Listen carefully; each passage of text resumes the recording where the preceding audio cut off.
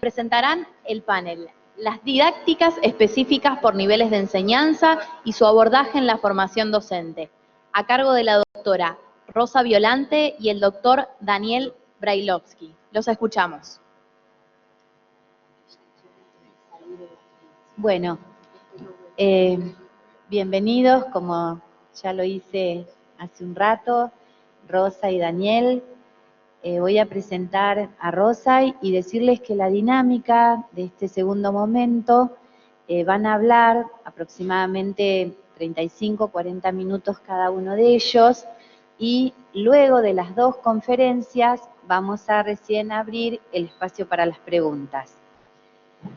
Rosa es profesora de educación inicial, profesora de psicología y ciencias de la educación y especialista y magíster en didáctica de la UBA.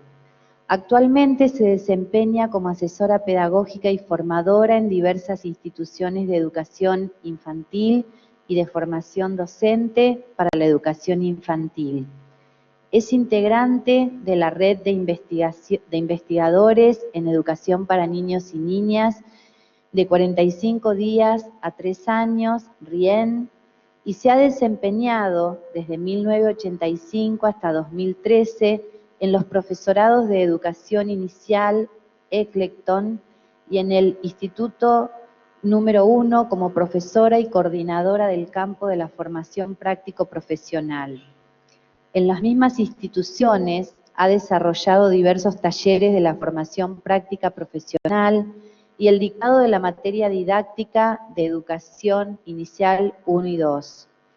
Desde 2006 al 2009 se ha desempeñado como vicerrectora del profesorado Sarah Eccleston. Ha participado en diversos equipos de trabajo para desarrollos, producción de documentos y diseños curriculares para la formación de docentes de educación inicial. Ha realizado investigaciones referidas a la enseñanza en jardín maternal y a construcción de conocimientos prácticos en la formación de docentes de educación inicial. Se ha desempeñado como coordinadora nacional en el Programa Nacional de Formación Permanente del Ministerio de Educación y del Instituto Nacional de Formación Docente INFOT durante el año 2014.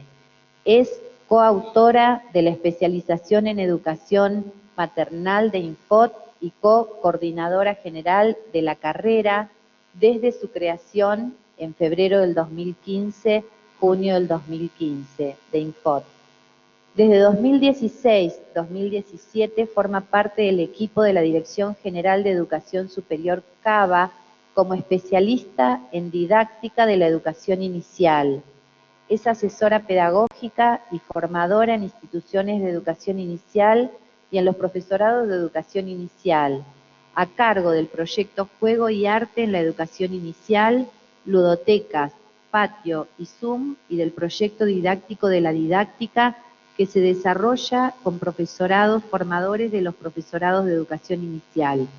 Cuenta con publicaciones en el área de formación docente y de educación inicial y ha participado como compiladora, autora y coautora de diversos artículos y títulos y capítulos de los siguientes libros: En el jardín maternal, Investigaciones, reflexiones y propuestas, Pedagogía de la crianza, Por la senda de las experiencias estéticas en los primeros años, Experiencia estética en los primeros años, Debates y claves de la educación maternal hoy. Además, especialmente para nosotros, gran equipo desde Rosario, del Normal 3, es un placer, un gran gusto, Rosa, tenerla presente y darle la bienvenida en el día de hoy. Una de las mayores referentes a nivel nacional en educación inicial. Así que, bienvenida.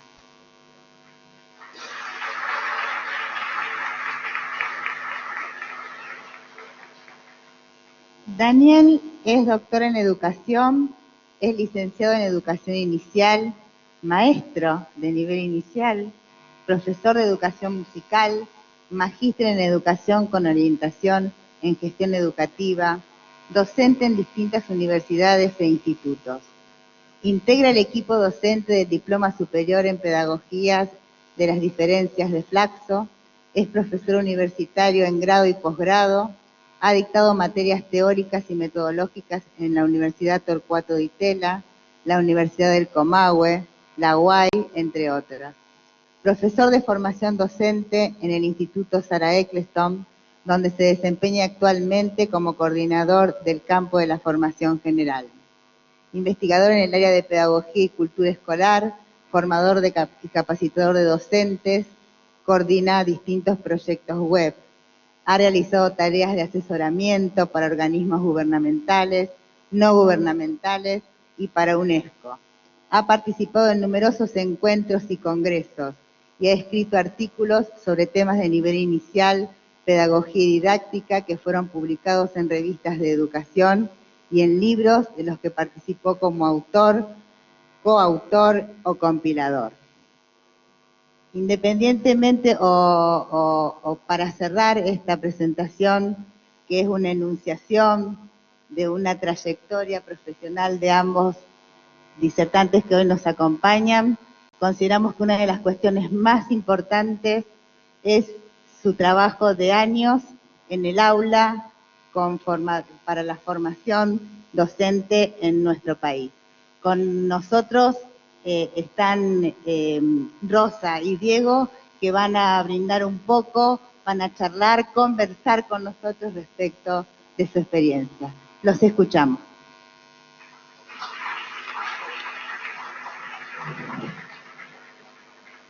Bueno, ¿se escucha? Si hablo así. ¿Ahora se escucha? ¿Sí? ¿Está bien? Bueno, muy buenos días a todos y a todas. Acá estoy muy agradecida de formar parte de este proceso que me enorgullece como maestra argentina, sobre todo en este momento en el que en otros ámbitos me siento bastante desolada, después de 40 años de construir institutos de formación docente, planes de estudios y proyectos. Todo eso puede cerrarse en un día, y esta invitación me deja el espacio de luz y esperanza de que entre muchos podemos seguir defendiendo lo que pensamos y tener esta oportunidad de participar de un proceso donde como contracara se está revalorizando los profesorados de formación docente y a los profesores formadores. Me parece una situación realmente que me hace sentir muy bien como maestra. Por lo tanto, me siento muy agradecida de participar de lo que yo llamaría hoy esto para mí una fiesta pedagógica, porque es un espacio, como dijo nuestra colega, de conversación. Entonces, lo que voy a compartir con ustedes son las reflexiones y las teorizaciones que fui construyendo durante todos estos años, siempre en compañía y en equipo con muchos colegas. En particular voy a compartir con ustedes algunas sistematizaciones más específicas que hemos construido con Claudia Soto, los pilares de la didáctica, y también con Elvira Rodríguez de Pastorino, que últimamente estuvimos haciendo algunas avances y nuevas redefiniciones de estos principios. Este panel se llama Las didácticas específicas por niveles de enseñanza y su abordaje en la formación docente. Yo voy a tomar especialmente la didáctica del nivel inicial y Daniel va a tomar aspectos más vinculados con la didáctica de primaria. La didáctica de la educación inicial, yo voy a partir de 5 afirmaciones en la primera parte, donde voy a hablar de la didáctica del nivel, y en la segunda parte voy a plantearles algunos puntos vinculados con la forma de cómo abordar el dictado o el desarrollo de esta instancia curricular en los profesorados de formación docente. El primer punto tiene que ver con afirmar que la didáctica de la educación inicial es una didáctica especial. Estamos muy acostumbrados a hablar de las didácticas especiales por campos de conocimiento, la didáctica de la matemática, la didáctica de las ciencias sociales, y las didácticas digamos, las didácticas especiales que atienden a las demandas específicas de los sujetos a quienes vamos a educar, tienen que ver con esta especificidad que reclaman, en este caso, los niños y las niñas pequeños, o bien el primer nivel, podemos decir, por eso a veces se llama de la educación inicial, también podría ser didáctica de la primera infancia, es decir, es una didáctica específica que reúne el conjunto de teorizaciones acerca de cómo organizar la enseñanza respondiendo a las necesidades y características particulares de los sujetos.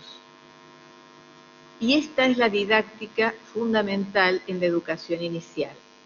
Las didácticas de las áreas de conocimiento, didácticas disciplinares, en mi opinión, no existe una didáctica de la matemática del nivel inicial.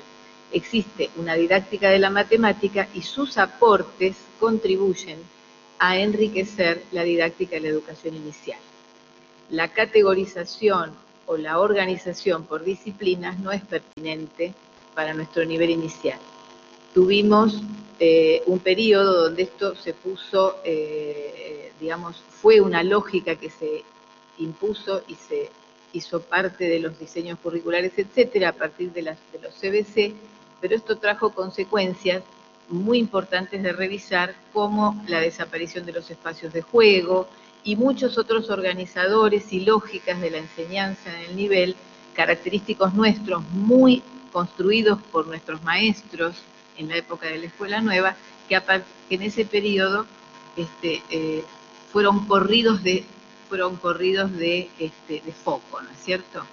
Entonces, por eso la revalorización de la didáctica específica. En ese sentido, tomando las argumentaciones que toma Camiglioni en su libro El saber pedagógico y haciendo una suerte de analogía, podemos argumentar que la didáctica de la educación inicial es necesaria, porque nos podemos preguntar, por ejemplo, nos podríamos preguntar si todas las modalidades de influencia sobre los niños menores de 6 años son legítimas. No necesariamente, por lo tanto, es necesario que la didáctica explique y proponga cuáles son los repertorios más apropiados. ¿Cuáles son esas formas o modalidades de enseñanza que se necesitan? Son formas específicas. ¿Qué se ha de enseñar en la educación inicial? ¿Cómo se da ese proceso de fabricación de contenidos o de transposición didáctica, es decir, la definición de cuáles serían los contenidos a enseñar en los primeros años? La didáctica debe y tiene que explicar y dar cuenta de cuáles serían, de alguna manera, esos aspectos a enseñar que se vinculan más con núcleos de aprendizaje, con haceres, que con los contenidos definidos como sucede en otros niveles de la escolaridad. Quiere decir que también podemos pensar, ¿se cumple con la universalización de la oferta? Bueno, la didáctica también tiene que ayudarnos a encontrar las formas particulares para que todos puedan poder acceder y tener el derecho de acceder al conocimiento y a los procesos de alfabetización cultural que tienen todos nuestros bebés y niños desde que nacen. Quiere decir que la didáctica de la educación inicial es un campo necesario. Y entonces, en la formación docente, en el profesorado de formación de maestros de educación inicial, cumple un lugar importantísimo que es el de hilvanar y entretejer y articular los aportes de todas las otras instancias curriculares. Porque justamente en el profesorado tenemos matemática y educación inicial, ciencias sociales y educación inicial, y es el espacio de la didáctica de la educación inicial específico el que tiene que traer y rearmar esas vinculaciones entre todos estos aportes. Por eso podemos hablar de aportes de las didácticas específicas por áreas de conocimiento que contribuyen a enriquecer la construcción de la didáctica de la educación inicial.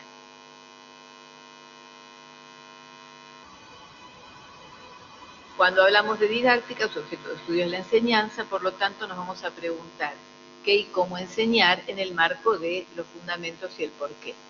Entonces, voy a hacer una presentación breve de cuáles serían para nosotros los principios que llamamos pilares a tener en cuenta para pensar las mejores formas y las más pertinentes para educar a nuestros bebés y niños pequeños. Estos pilares que construimos en el 2009 con Claudia Soto, luego reescribimos en el 2011, yo sigo reescribiendo y hoy voy a presentar los que ya conocemos todos con algunas variaciones que hemos discutido también con Elvira Rodríguez de Pastorino, buscan recuperar las tradiciones características de la educación inicial que han construido nuestros maestros con mayúsculas, como Eve San Martín de Duprat, Lidia Bosch y todos nuestros colegas que siguieron armando y construyendo esta didáctica a propósito de con la apertura de la democracia cuando se empezaron a hacer los primeros diseños curriculares, en todo un esfuerzo conjunto. Por eso nosotros tenemos que pensar en las pedagogías argentinas. Estamos pasando también por situaciones donde se importan pedagogías pensando que son modelos superadores de lo nuestro, cuando nosotros ya los leímos, ya incluimos sus aportes y los tenemos formando parte de muchas producciones, tanto en documentos curriculares como en textos de muchísimos colegas con los que trabajamos muchos años, y que hemos construido una pedagogía argentina que está disponible para todos nosotros. Entonces no podemos priorizar una propuesta que viene desde afuera en forma cerrada y que no responde quizás a los contextos en los que nosotros estamos acostumbrados y queremos trabajar. Así que también quiero revalorizar las pedagogías argentinas que han sido punta en muchos de nuestros países hermanos latinoamericanos, como en Venezuela, como en Colombia, donde tienen diseños curriculares que han seguido las líneas y las enseñanzas también de nuestros maestros, y esos principios son los que nosotros tratamos de sistematizar en estos pilares. Por eso no hay grandes novedades, pero sí hay recuperación de principios muy orientadores y muy respetuosos de los niños y las niñas. Entonces, acá hice una síntesis, son los títulos, pero serían principios que tienen que ver con cuáles son las mejores formas para organizar la enseñanza. ¿Por qué dice educación integral? Primero voy a hacer una presentación muy sintética y luego en algunos aspectos voy a ampliar. ¿Por qué? ¿Cuáles serían los propósitos de la educación infantil? Los propósitos son lograr una educación integral, que esto implica un proceso de desarrollo personal y social y contribuir a desarrollar la alfabetización cultural. Entonces, todas las propuestas tienen que promover esta educación integral que es un derecho. Los contenidos o los núcleos de aprendizaje, como los querramos llamar, es decir, ese qué enseñar, tiene que estar organizado bajo el principio de globalización. Tenemos que evitar dar clases de matemáticas, de sociales, de naturales, y tenemos que desarrollar proyectos de juego, proyectos de ambiente, vida cotidiana, que ahora voy a explicar un poquito más, que son organizadores que responden a esas características de los niños, ¿no es cierto? Y a esas lógicas a través de las cuales los niños aprenden muchísimos contenidos y aprenden muchísimas aproximaciones a todo lo que es la cultura, pero desde sus modos propios de apropiación y construcción de conocimientos. Por eso el segundo principio tiene que ver con lo que llamamos globalización, que es presentar propuestas que tengan a las que los niños puedan otorgarles significados. Por ejemplo, el patio de los sonidos, por ejemplo, nido, casas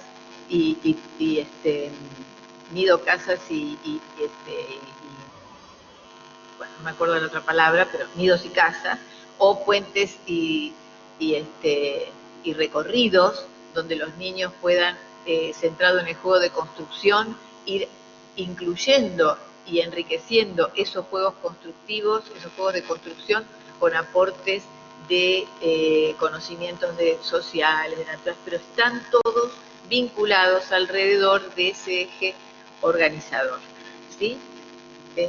También hablamos de la centralidad del juego, que eso tiene que ver, ¿no es cierto? La centralidad del juego tiene que ver con que el juego tiene que ocupar un lugar principal.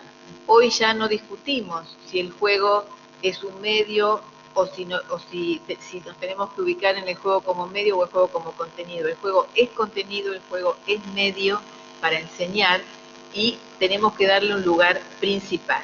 Los chicos aprenden a jugar, los chicos aprenden juegos y los chicos aprenden a través de juegos, otros contenidos también.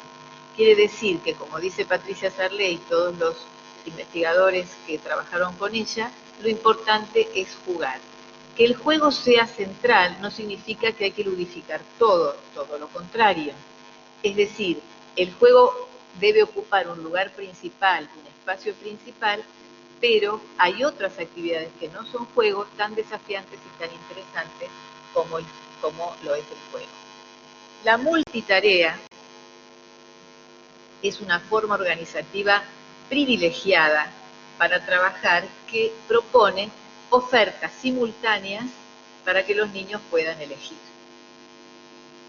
Ambiente alfabetizador hace referencia al espacio y es construir espacios que enseñen, ¿sí? Los tiempos han de ser tiempos flexibles, tiempos donde los niños, por ejemplo, la multitarea exige una organización temporal donde se pueden respetar los tiempos individuales y grupales en forma simultánea, porque los niños pueden terminar de hacer una actividad mientras otros van realizando otra.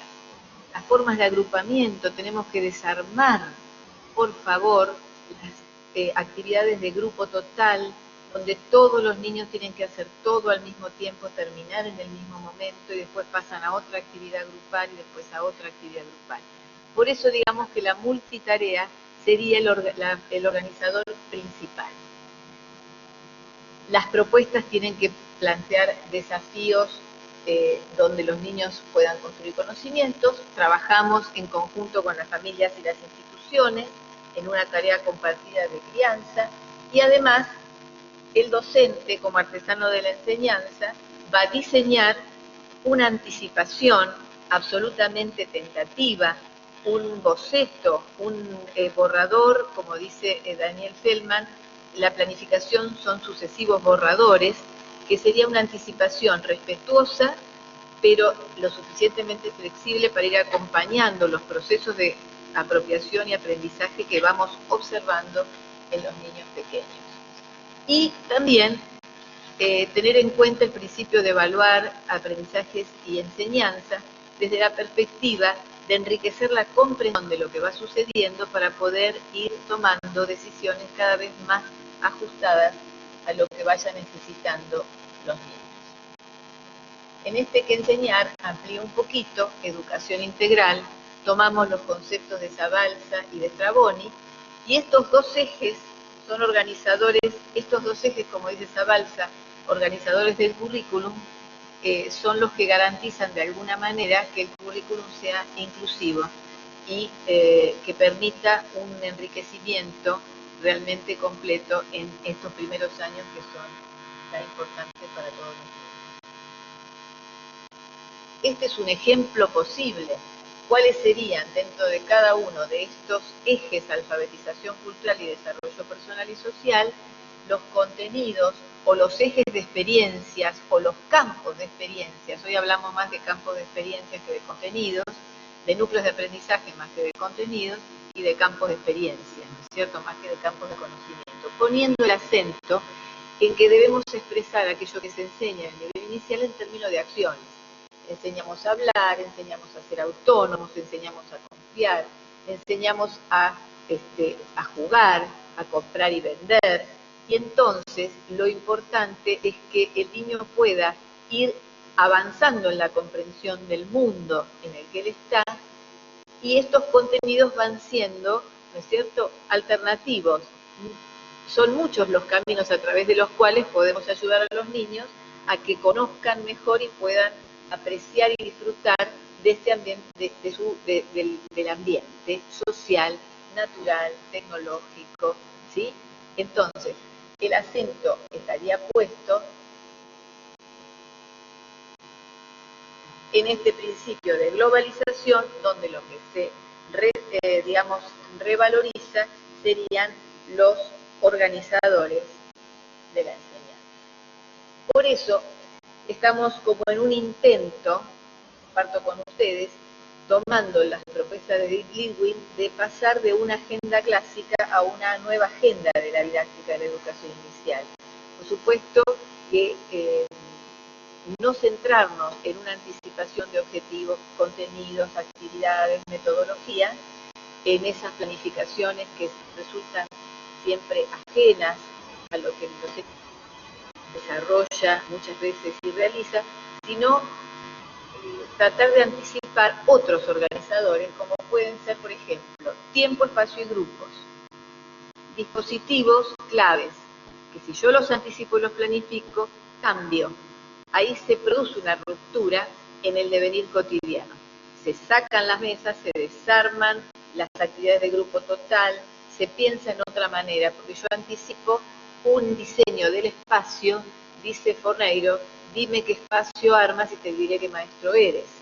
Entonces, si yo armo un espacio donde tengo un pizarrón adelante y todas las mesas, estoy primarizando, ¿no es cierto?, el desarrollo, por más que haga un proyecto divino de articulación y de globalización. Entonces, armar el espacio no es menor, es determinante. ¿Qué pongo? ¿Cómo lo pongo?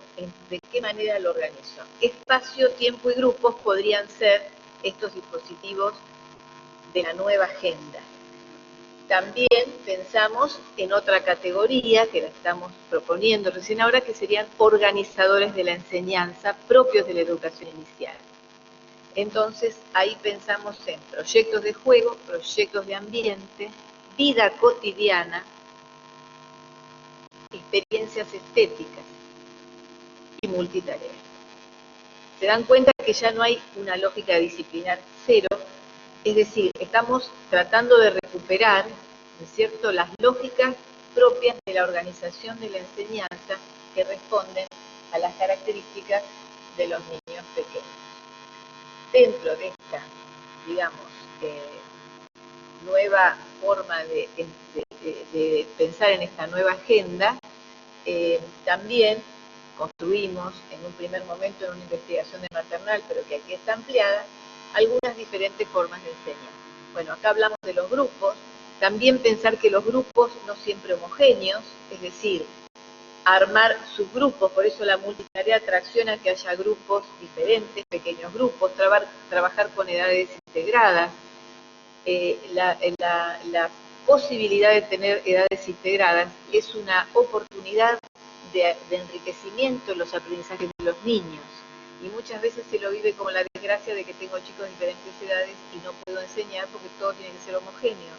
Y en realidad la riqueza, ¿no es cierto? A veces hay salas de edades integradas, pero si yo tengo las salas de edades homogéneas, que es lo más común, puedo establecer espacios y tiempos sistemáticos, semanales o diarios, donde trabajamos juntos chicos de 2, 5, es decir, prueben eso y van a ver que el enriquecimiento y lo que va sucediendo realmente es poderoso, porque tenemos que animarnos a armar otras, pensar otros espacios, otros tiempos, otras organizaciones. Stein y Zulansky hablan de que en una jornada tiene que haber distintos tiempos de actividades. Dice que siempre en una jornada, en educación inicial, tiene que haber tiempos de actividades cotidianas o de rutina, tiempos grupales, tiempos electivos. Quiere decir mucho tiempo donde los chicos elijan entre varias oportunidades. Eso es multitarea. Y eso tendría que ser el organizador básico. Todos los días tiene que haber la posibilidad de que los chicos tengan una actividad en el día donde pueden optar entre puede ser juego en rincones, etcétera, otras modalidades de multitarea. Yo tomo multitarea en sentido más amplio. Algunas formas de enseñar, acá nosotros fuimos construyendo algunas formas de enseñar, pero básicamente tenemos que enseñar compartiendo expresiones mutuas de afecto, donde enseñamos a confiar en las posibilidades de los niños. Realizar con ellos las acciones en forma conjunta. El hacer junto con ellos y después ir retirándonos bajo el concepto de andamiaje es el que nos va a ir permitiendo poder enseñar a construir, poder enseñar, etcétera, a que los niños puedan avanzar en las formas más enriquecidas de jugar. No es cuestión de poner nosotros solamente observar sin participación. Sí, otra forma de enseñar es la observación, pero una observación activa.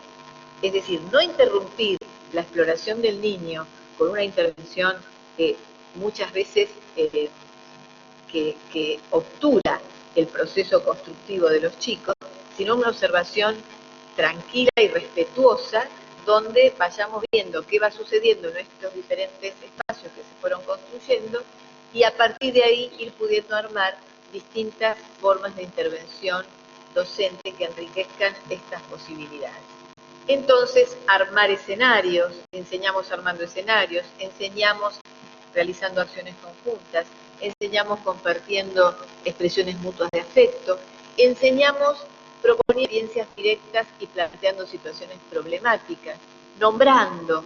El lenguaje transmite los sentidos sociales de muchas de las cuestiones que se van dando en el devenir cotidiano del jardín. Y también recuperamos la importancia de dar espacio a la repetición en sentido creativo y reconstructivo, es decir, volver a los mismos juegos para que se dé la posibilidad de que ellos puedan apropiarse y en forma autónoma disponer de esos repertorios.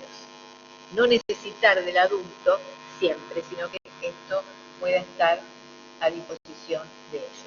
Voy mal con el tiempo. Muy bien.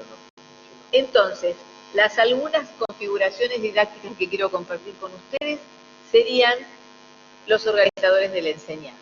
Tomamos el concepto, vengo trabajando con este concepto de configuración didáctica que de alguna manera busca establecer, como dice Edith Lewin, el despliegue de acciones que realiza un docente en forma casuística, no en forma metodológica cerrada, anticipada, sino respondiendo a algunos principios.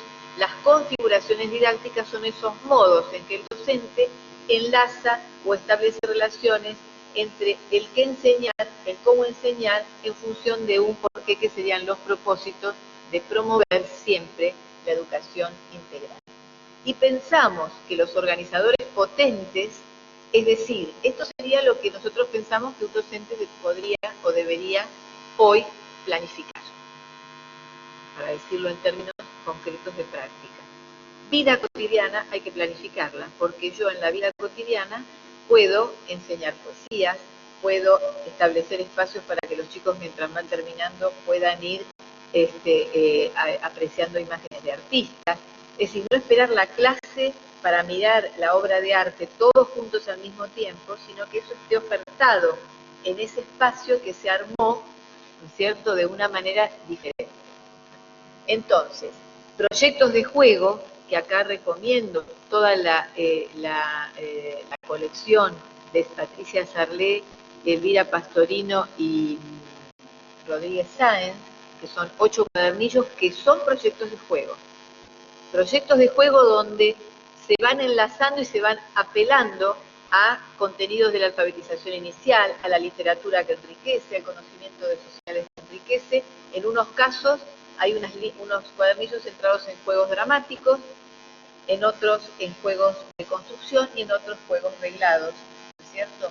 Donde el propósito es armar, por ejemplo, el repertorio o el álbum o la caja de juegos de reglas, y a partir de ahí se va trabajando matemáticas, se va trabajando montones de contenidos que tienen que ver con las áreas. Pero alrededor de armar ese cuaderno o esa carpeta de juego, y juegan esos juegos, en las intervenciones docentes donde se juegan esos juegos, se van acompañando en la construcción de estas cuestiones.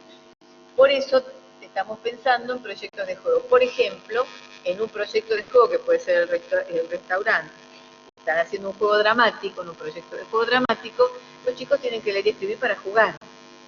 también podemos ver que hay articulaciones a veces entre los proyectos de ambiente y los proyectos de juego. Los proyectos de juego dramáticos se vinculan mucho con ambiente, los proyectos de juego de construcción se vinculan más con la construcción del ambiente natural, el conocimiento de las propiedades de los objetos, ¿sí? Entonces, este tipo de propuestas recupera, fíjense, la lucidez de nuestra maestra Lidia Bosch. Ella dijo en el año 95, los ejes del aprendizaje infantil son 3. Juego, ambiente y lenguaje. Faltó desarrollo personal y social. Y fíjense que los organizadores de los núcleos de aprendizaje o contenidos o ejes de experiencia, o como lo quieran llamar, que estamos recuperando hoy por suerte en los diseños curriculares son esos.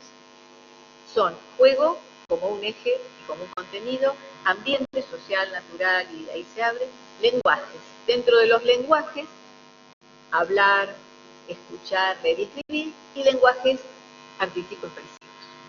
Que en la educación inicial, las experiencias estéticas tienen un lugar principal. Esto quiere decir ofrecer posibilidades de que los chicos puedan participar de experiencias estéticas, que puedan emocionarse al escuchar un cuento, que puedan disfrutar de la apreciación de una obra, de la apreciación de la naturaleza que se convierte en obra de arte si yo les enseño a contemplar las hojas que se mueven en el árbol que está en el patio del jardín, que en sí misma, ¿cierto?, es una imagen rica en color, forma, textura, etc. Entonces, experiencias estéticas musicales que permiten el acceso a los diferentes repertorios de las diferentes músicas y los diferentes géneros desde bebés, es decir, poder tener esa posibilidad de acceder a la cultura y al mundo y a esa alfabetización cultural a través de momentos musicales, a través de danzas, conocer las danzas de nuestros contextos, traer a la escuela el conocimiento de nuestras familias, de los juegos tradicionales, es decir, todo esto permite, ¿no es cierto?, un enriquecimiento muy importante. Y la multitarea sería la posibilidad de organizar estos aportes. Yo haría multitarea todo el día. Puede ser una primera multitarea al inicio en la sala, otra multitarea en el patio. El patio es un espacio que puede convertirse en una oferta de multitarea. Puede haber juegos de gran tamaño, puede haber pizarrones en el patio, puede haber juegos de destreza motriz, que son los tradicionales. Y los chicos cuando van al patio eligen, ¿no es cierto? Es decir, que el patio sea, nosotros estuvimos trabajando el año pasado en convertir los patios y los Zoom en oportunidades de diferentes juegos. Una casita del árbol puede ser un espacio que se ofrece, no necesariamente tienen que ir, pero para que el juego dramático continúe. En el patio, los chicos que tienen ganas de seguir jugando a eso. Juegos, puede haber sogas, elásticos, tinenti, piedritas, los juegos tradicionales, recuperar ese acervo cultural a partir de algún proyecto donde los abuelos, los padres traigan eso. Entonces, la multitarea sería el organizador principal. Fíjense, en el jardín maternal, como dice Jorge Ulloa, la multitarea es constitutiva porque, por suerte, como los niños pequeños nos exigen un seguimiento prácticamente individual, sobre todo bebés y deambuladores, se impone que mientras uno está comiendo, el otro duerme, el otro juega, porque ellos no pueden todos juntos comer al mismo tiempo, porque estaríamos exigiendo algo a un bebé en su primer año de vida que no es lo adecuado. Quiere decir que uno entra a una sala de maternal, bebés, un año, en 2 ya menos, y le pregunta a la maestra cuál es la actividad. Y bueno, algunos están descansando, otros están jugando, y dentro de otros están tomando la mamá. Quiere decir que constitutivamente en los primeros años, la sala, si trabaja bien, es multitarea. Pero yo además propongo que el espacio de juego también tenga por lo menos 2 opciones. Entonces, si hay una colchoneta con un espejo, con algo para... y pensado desde los contenidos y desde los ejes de experiencia. Entonces yo tengo un sector donde se arma para el desarrollo motor autónomo con un piso de goma, donde los chicos y bebés van probando sus diferentes movimientos en forma autónoma, Otro lugar donde hay objetos para meter y sacar que están trabajando con las propiedades de los objetos, la cesta del tesoro de Goldschmidt o cualquier otra de las propuestas. Otro día cambio y ponemos libros, para los primeros libros para hojear de cartoné y a lo mejor algunos otros objetos para poder explorar. Otro día ponemos algunos muñecos y telas para que se inicien en los niños de más de un año esos primeros juegos del como sí.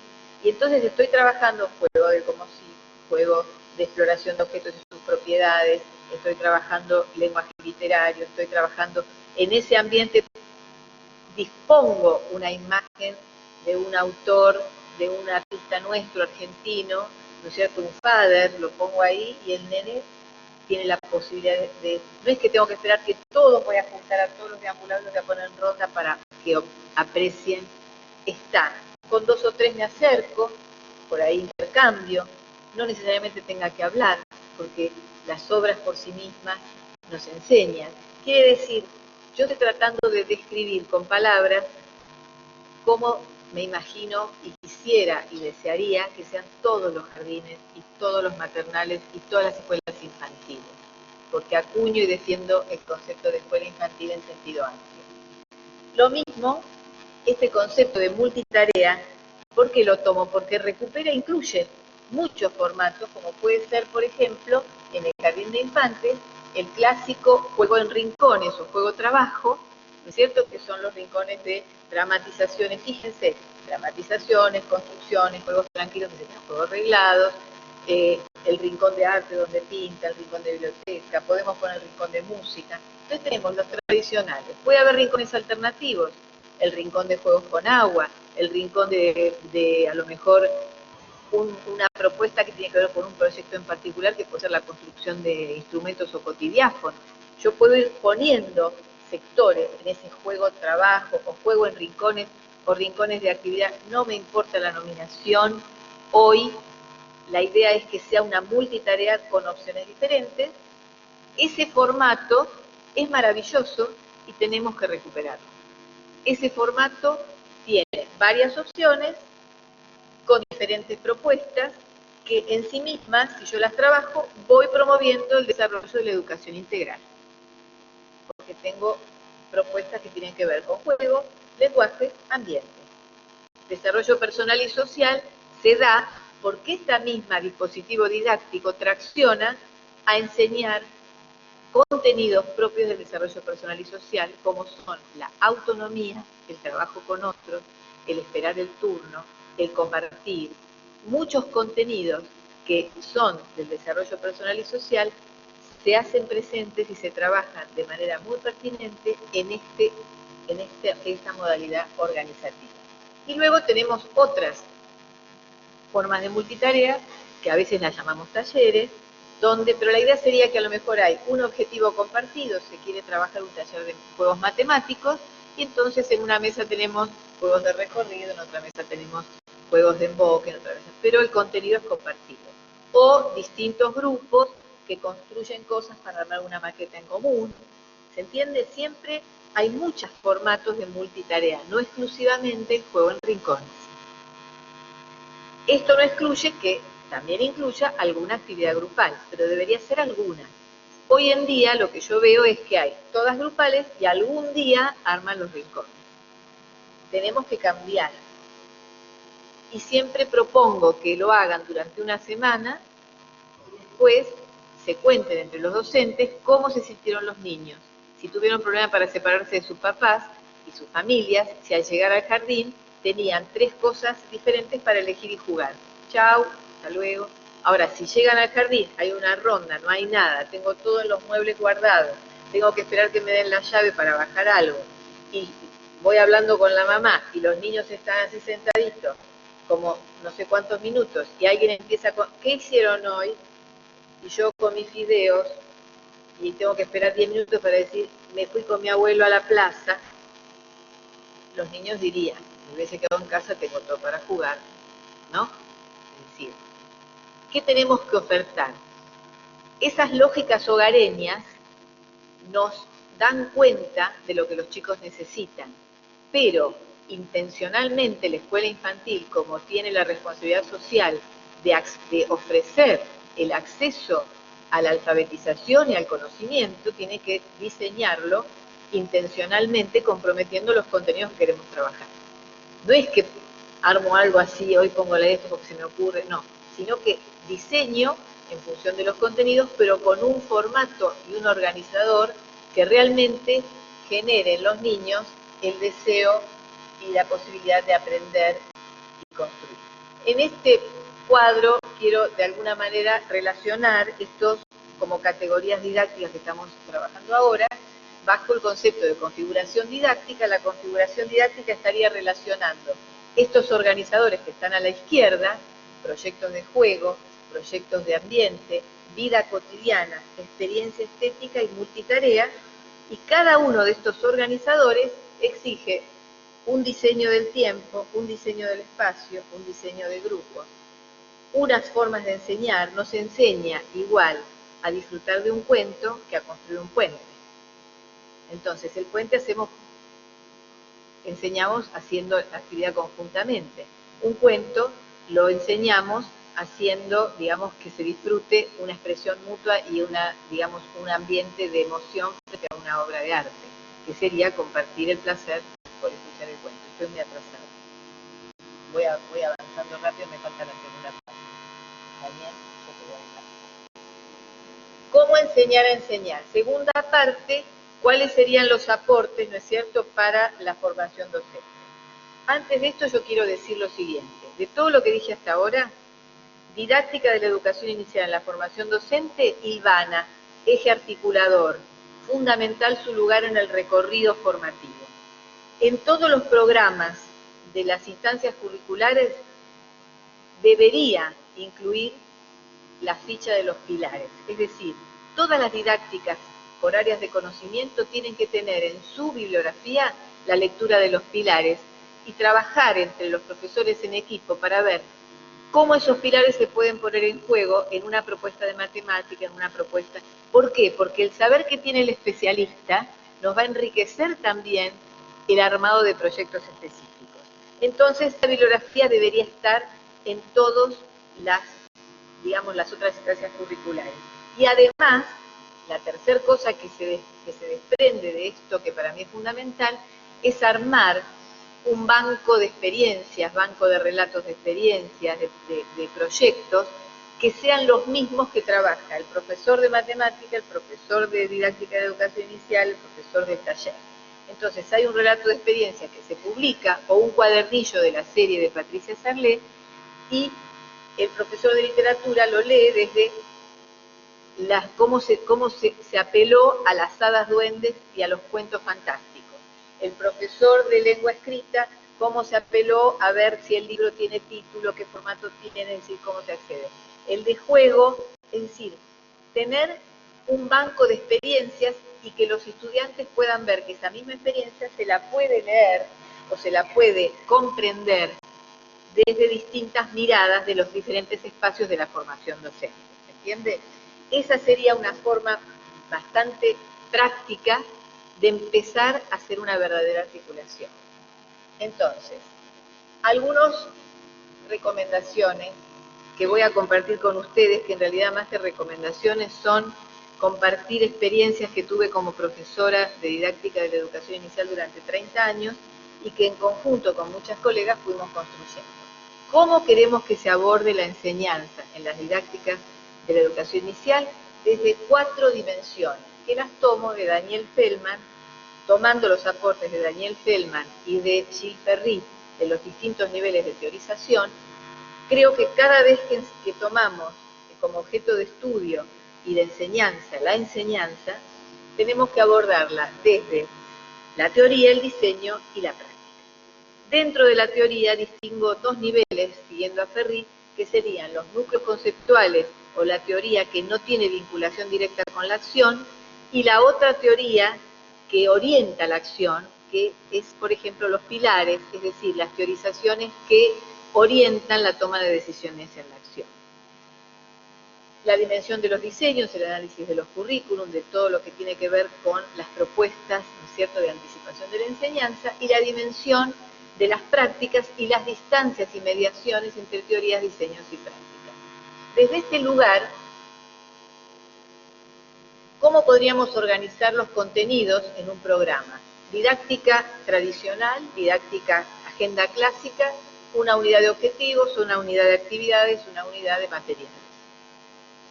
Todo programa de didáctica puede tener eso con la agenda clásica, más allá. En cambio, yo si tomo la agenda alternativa, puedo tener la unidad 1 que marque algunos núcleos conceptuales como juego y enseñanza, otra unidad ambiente, otra unidad instituciones y familias, por ejemplo, y otra unidad toma una dimensión y la convierte en teoría y práctica desarrollada. Por ejemplo, otro organizador puede ser los pilares. Cada unidad del programa puede ser un pilar, ¿no es cierto? Entonces tengo espacio, porque cada pilar se pronuncia en relación al espacio, al tiempo, a los grupos, a los contenidos, ¿sí? Entonces puedo verlo desde los pilares. En la bibliografía que yo les recomendé o que dejé abierta, ahí hay varios ejemplos. Criterios para seleccionar la bibliografía: potencialidad práctica, explicativa y problematizadora. Necesitamos en la didáctica bibliografía práctica, es decir, que tenga que ver con los repertorios de formas de enseñar, pero también necesitamos bibliografía explicativa para tener los fundamentos y el porqué de las acciones y las decisiones que tomamos, y problematizadora, porque, como dijo hoy Graciela, no todos pensamos igual, y está muy bien que ellos puedan leer a alguien que dice que se enseñan contenidos y a alguien que argumenta que no se enseñan contenidos, y poner el debate en el espacio del desarrollo de la clase. Eso enriquece la posibilidad del pensamiento autónomo y que los mismos estudiantes vayan tomando posición, no por identificación con el profesor, sino por construcción propia. El profesor tiene que ponerse de algún modo en ofertar estas alternativas. Acá pongo un ejemplo de bibliografía polémica, y es que en el mismo año Galperín defendía el juego-trabajo y Hilda Cañeque lo analizaba diciendo que era absolutamente crítico. Entonces, punto a punto, pero los dos escritos tienen una argumentación sólida, ¿no es cierto?, y riquísima acerca de si hay que hacer juego-trabajo o no hay que hacer juego-trabajo, ¿sí? Del mismo modo, podemos trabajar luego con esta otra bibliografía que resuelve las polaridades en una propuesta de juego en el contexto escolar que luego siguió Patricia Sarlet en sus textos, ¿no es cierto? Por ejemplo, en estos textos hay capítulos que tienen propuestas explicativas, por ejemplo, las relaciones entre juego y enseñanza a nivel teórico, y otros capítulos donde hay aproximaciones a distintas formas de organizar un juego, cómo organizar el espacio, cómo armar las intervenciones docentes. Acá también podemos, ¿no es cierto?, ver cómo los textos también nos permiten reconstrucciones históricas de la didáctica. ¿Por qué Jorge Ulloa lo llama volver a jugar en el jardín en el año 2000? Porque está tratando de recuperar lo que se desarmó en los 90, ¿no es cierto? Entonces yo puedo trabajar con ese tipo de cuestiones acompañando el análisis. Lo mismo, ¿no es cierto?, vamos nosotros a tratar de abordar en una clase. ¿Cuáles podrían ser los principios para armar una clase presencial o virtual? Que estas 4 dimensiones interjueguen. Momentos de lectura teórica, momentos de mirar la práctica, en un video, en una planificación, en una fotografía, en un relato.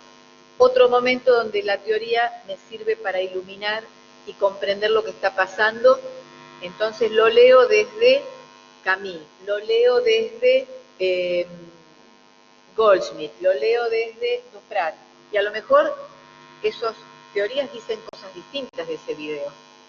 Y ahí les estoy enseñando, ¿no es cierto?, a poder analizar esas prácticas docentes desde perspectivas o marcos teóricos ricos y amplios.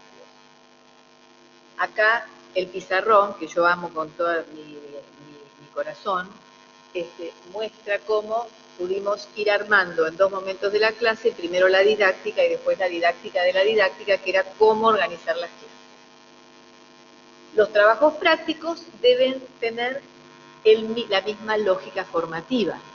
Entonces, acá traigo un ejemplo donde la actividad 1 es hacer lectura, sistematizar autores, tomar principios. Actividad 2, poner en sus palabras con qué de eso coincide, con qué no, o sea, tomar posición y argumentar desde la perspectiva propia. Actividad 3, hacer lectura de fotografías y ver si esas realidades a qué, digamos, perspectiva teórica responden.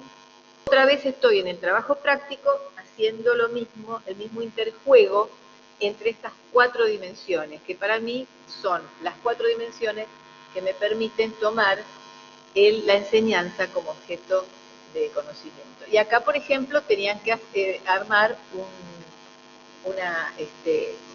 un análisis didáctico, ¿no es cierto?, de estos espacios, y acá puedo trabajar espacios, materiales, tiempo, etc.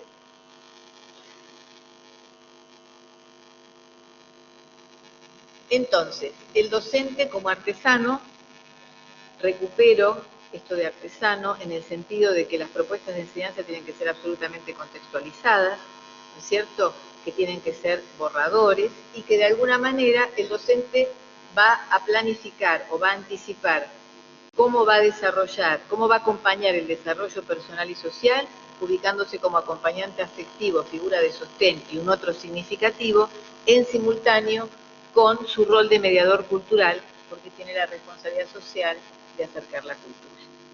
Entonces, acá viene la bibliografía que nos puede ayudar a construir la didáctica de la educación superior, que son los aportes de Davini, los aportes de Litwin, los aportes de Mercer, que habla de los diferentes tipos de conversaciones, y son teóricos de la educación superior que nos pueden nutrir para poder armar mejores clases, mejores trabajos prácticos, mejores instancias de evaluación que ayuden a los estudiantes y a nosotros a comprender los procesos de formación para que cada vez puedan ser más ricos y que los estudiantes puedan tomar un rol protagónico en digamos, proceso formativo a largo plazo.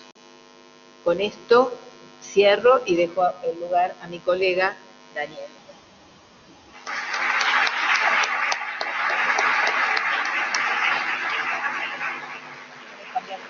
Más práctico, ¿no? Sí, es más cerca de... Vamos a hacer cambio de idea.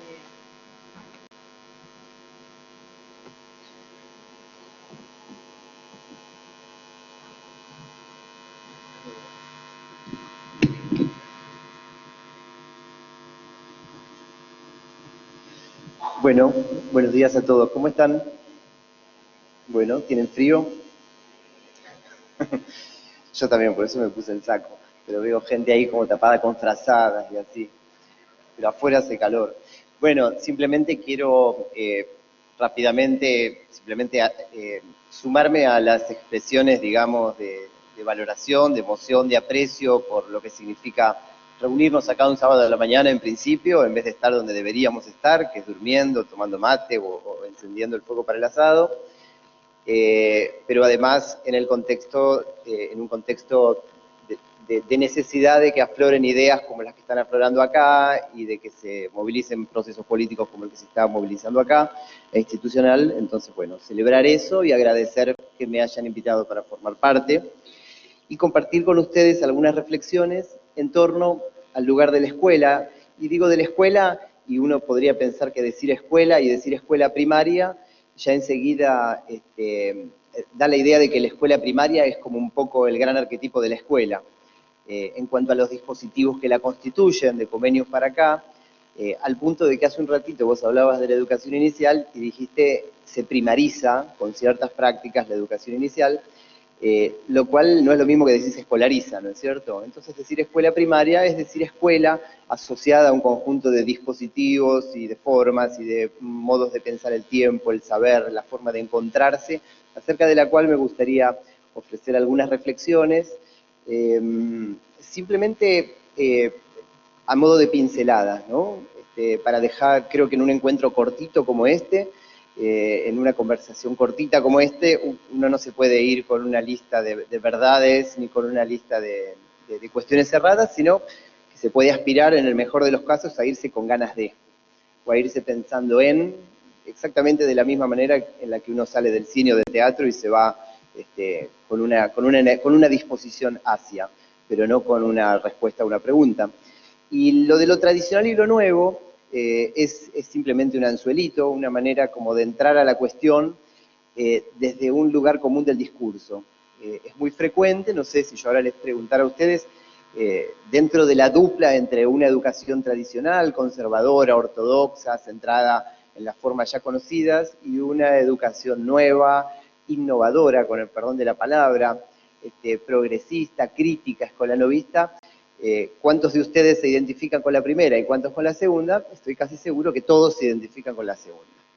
Y muchas de las críticas que se esbozan hacia el trabajo cotidiano en las escuelas tienen que ver con posicionamientos en dicotomías de este tipo. Si uno entra en Google y pone escuela nueva, escuela tradicional, a uno le salen centenares de miles de memes en los cuales se enumeran las características que ya todos conocemos, ¿no? Centrada en el docente, centrada en el alumno, con tiempos rígidos, con tiempos flexibles, muy libresca, muy centrada en el movimiento, etc.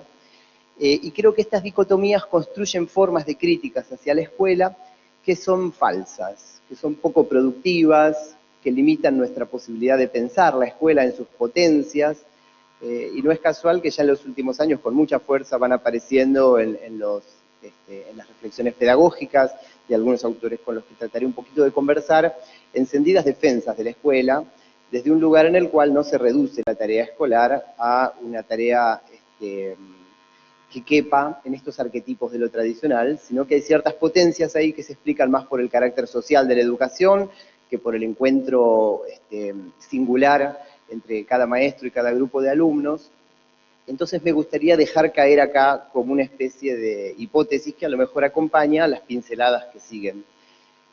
La hipótesis no es una teoría, ¿no? O por lo menos no es una teoría en el sentido de la teoría como un reglamento a seguir a continuación de enunciarla, o como una escritura sagrada a la que después veneraremos, como solemos hacer a veces los educadores cuando leímos a Piaget y después decimos es palabra de Piaget, que adoramos Piaget y cosas por el estilo, sino ni siquiera una teoría en el sentido más instrumental de la herramienta, ¿no? Sino una teoría más en el sentido del acto de pensar, de la oportunidad de pensar, de abrir un poco el vocabulario, porque las palabras que usamos para hablar de nuestras experiencias en la escuela tallan esa experiencia en la escuela y la convierten en nombrable o en innombrable, o la ponen en relación con otros universos de acciones, de discursos. Entonces elegir las palabras no es poca cosa, y además que este vocabulario nos proporciona un lenguaje para la experiencia, y creo que esa es la idea de teorizar. Bien, sin más dilación, ¿cuál es la hipótesis? La hipótesis es la siguiente. La enseñanza es dos cosas al mismo tiempo, por lo menos.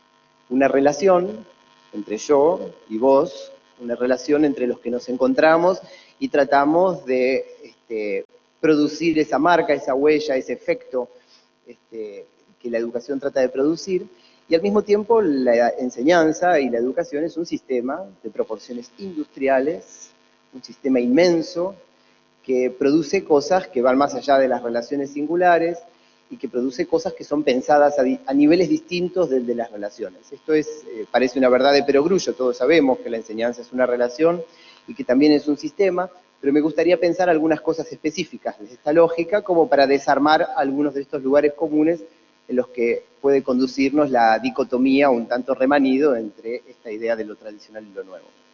Un ejemplo, rendir un examen. Todos hemos rendido examen y que alguien nos perdone, pero hemos tomado exámenes también, hemos estado en mesas de exámenes con alumnos que se pusieron nerviosos y lloraron, y después los reprobamos igual. Y la experiencia de rendir un examen es una experiencia bastante desagradable para todos, para los alumnos y también para los profesores que toman los exámenes. Si preguntásemos a cualquiera en dónde pondrían el examen, sin duda lo pondrían del lado de las formas tradicionales de entender la enseñanza, y la pregunta la curiosidad honesta por los efectos que ha tenido nuestra enseñanza, las ganas de saber qué le pasa al otro, que también pueden ser formas de describir la palabra evaluación, no parecen verse bien representadas en la situación de examen. Ángel Díaz Barriga, por ejemplo, que le dedicó muchos años a estudiar la cuestión del examen desde una perspectiva más pedagógica y política, dice con toda claridad, el examen no es un instrumento pedagógico, no sirve para saber si los alumnos aprendieron.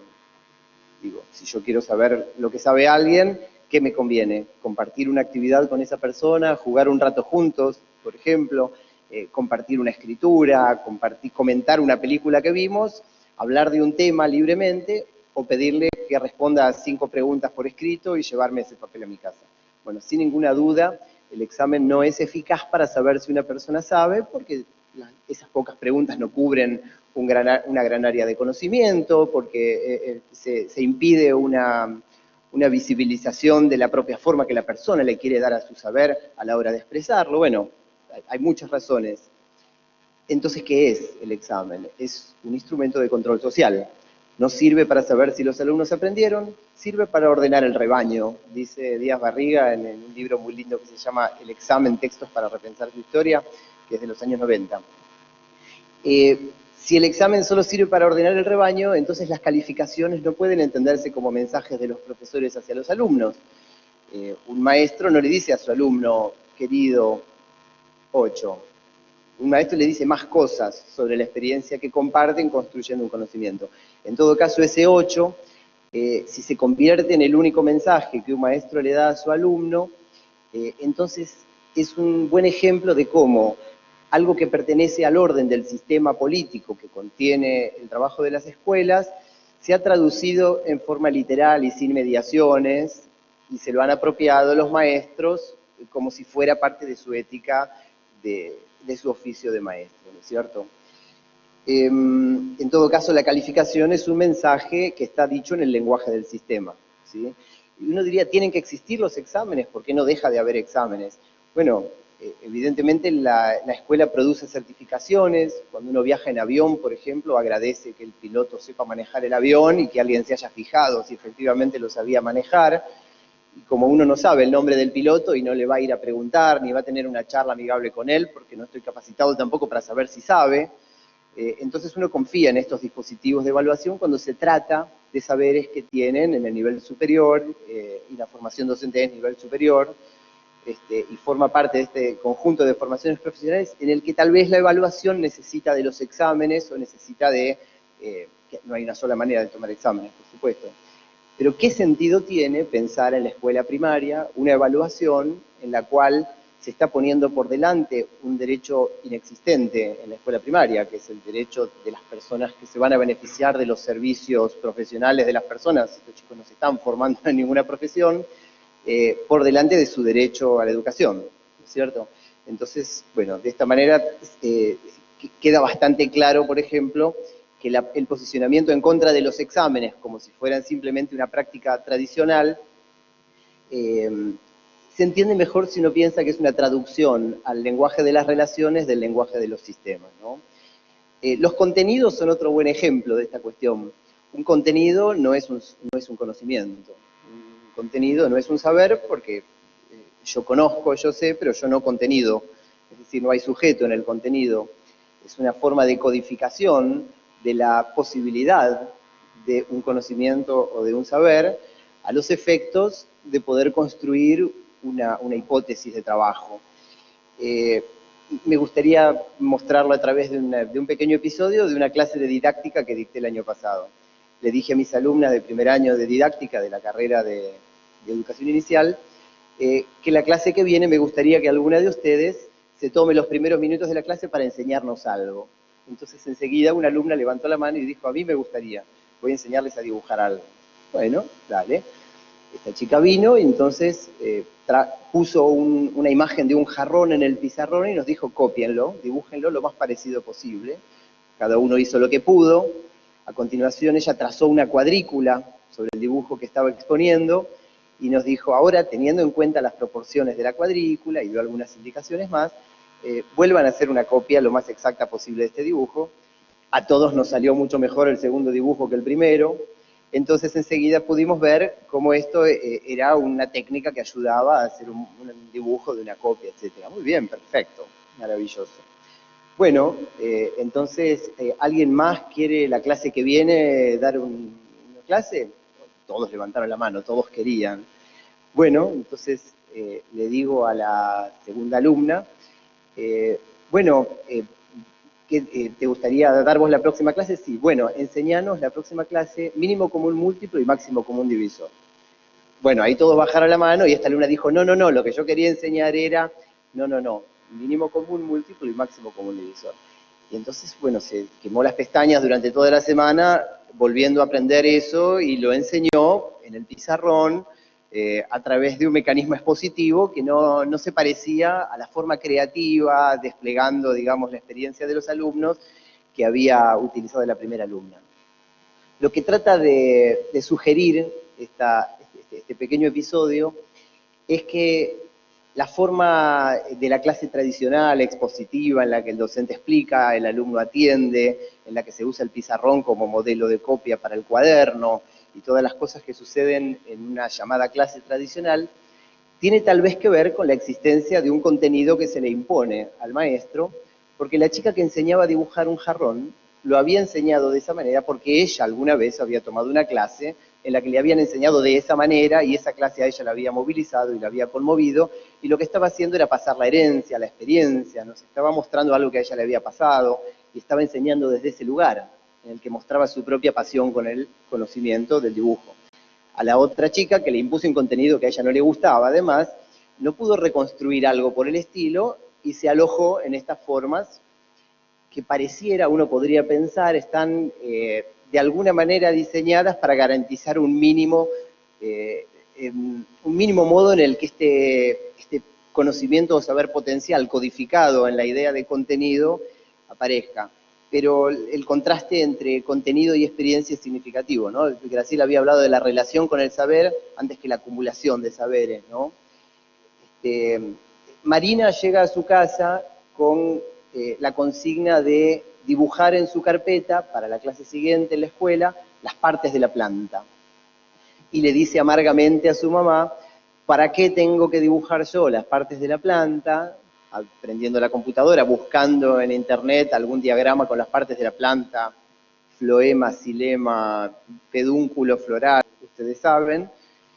Si todo esto ya está en un libro, ya está en internet, cualquiera puede saberlo. ¿Por qué yo tengo que reproducir un dibujo en mi carpeta? Y esa es la consigna que me han dado. No tiene ningún sentido y lo dice con mucha amargura.